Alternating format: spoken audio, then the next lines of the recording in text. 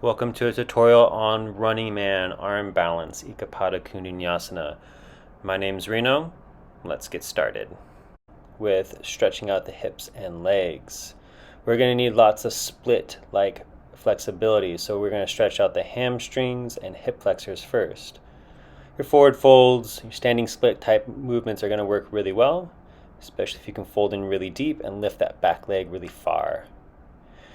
Doing a hip flexor stretch like this will help you get that back leg being able to lift up really high. Sink the hips down low, lift the chest up high. You can do side bends and back bends here to really open up that back hip flexor. Moving into your half splits next to help stretch out that front hamstring. We can also use lizard and low lunge. Now, I'm not holding these poses for too long. If you like, you can hold these a little bit longer, but we do want to keep the body moving. I switch to a wide-legged forward fold to get to the other side, and then we'll repeat. When we do that hip flexor stretch, you can really root down through the back foot. Again, kind of lifting that chest and shoulder away from the hip that's being stretched. Moving into the half splits from here. I hook the heel into the floor and pull the hips back and see how low I can bring my head and chest. That will help with the running man pose. When you're in that lizard low lunge, reach long from toes to fingers, get the hips and chest as low as you can go without pain. And again, you can switch to your wide-legged forward fold if that feels good. This is also that we can get into our front splits. Blocks can be really helpful here, especially if you don't have a full split.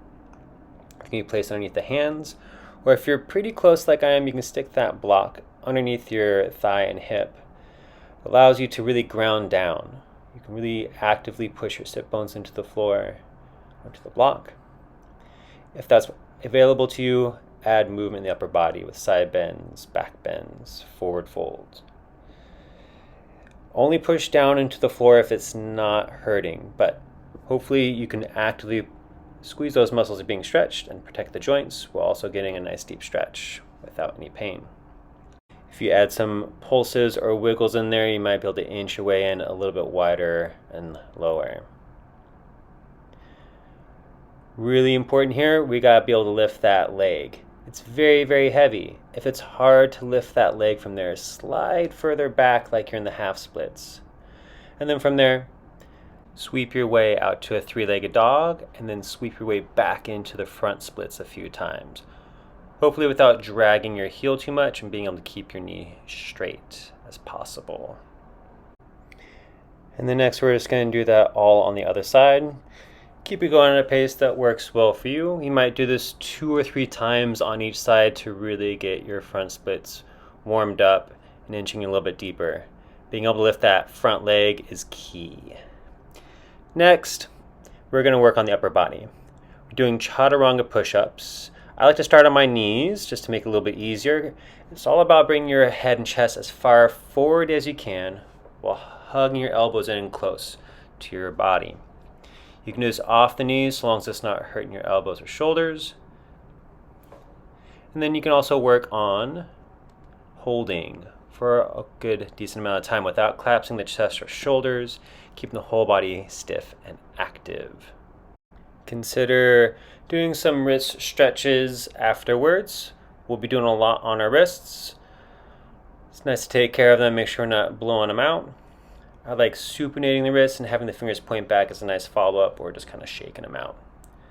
We can do the same thing. This time we're going to brace the inside of our thigh against the upper arm, if you can above the elbow.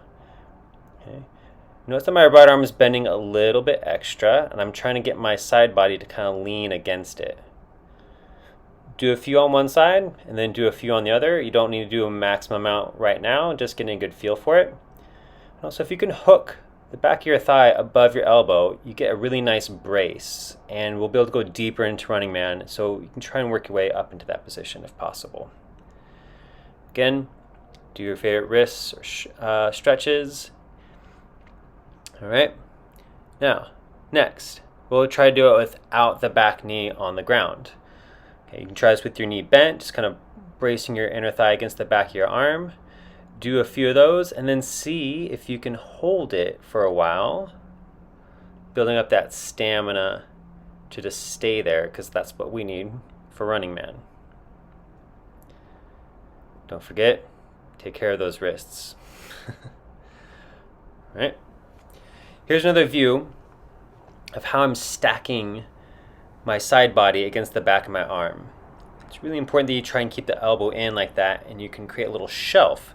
If you don't, your side body kind of falls through, and it's possible, it's just harder to do it that way. So practice keeping that elbow in line and kind of leaning against the back of your arm. Here it is on the other side with the back knee off the floor. So again, you can kind of see that left arm of mine is bending a lot more than the right one, as I'm kind of creating a perch for my body to rest on. Now I'm demonstrating the same thing, just having the hamstring braced against the tricep for a deeper stack, allowing me to straighten out my leg, which can get you a longer, more open running man position. Next, we're going to try and get into an early version of it with letting your head touch the floor. Kind of like a seesaw, if I have my upper body go down, the lower body has to lift up. And then from there, you can try to lift your upper body. This is a good place to start with running man. Demonstrate the same thing, just bracing the thigh against the tricep.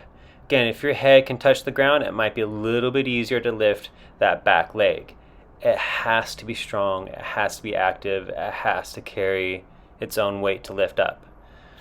So, good place to start, head down, leg up. And of course, take care of your shoulders. At first, lifting up that back leg will be really hard, so you can try pulling it in closer to the fulcrum and just staying in that tucked position and really hugging that leg in towards your body, and then working your way towards extending it out, because the legs, again, they're very heavy. Next, you're just practicing on holding it a little bit longer and keeping your upper body lifted. Hold that extra breath or two. Hold. Hold. Well done, well done. You could also just cheat and take a freeze frame or a screenshot if you're just doing this for the grams. But let's be honest, we want to really do it. So, here's some other tricks we can do. We can use some blocks.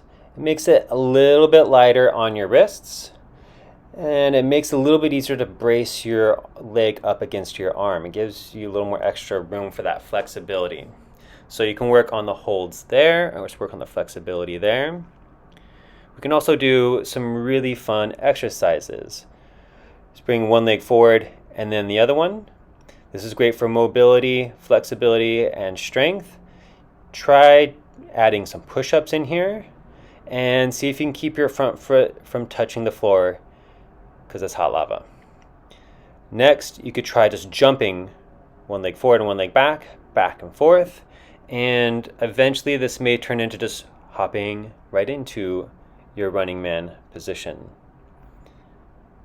These drills are for strength and endurance and mobility to throw into your practice.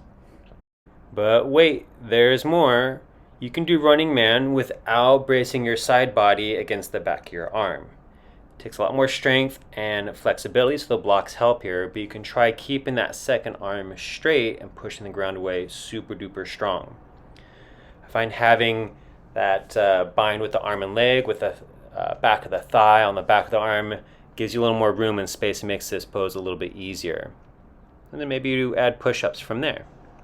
You can always make things harder or go a little bit farther.